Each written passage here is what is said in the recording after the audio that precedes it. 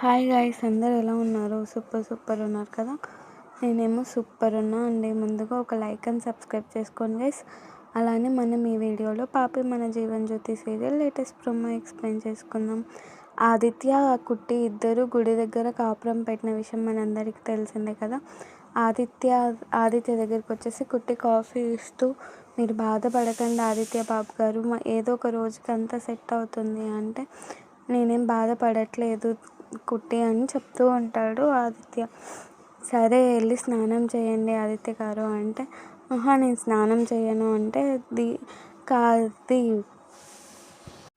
కుట్టి ఏమో షాక్ అయి చూస్తుంటుంది. ఎందుకు ఆదిత్య గారు ఇలా చెప్తున్నాను.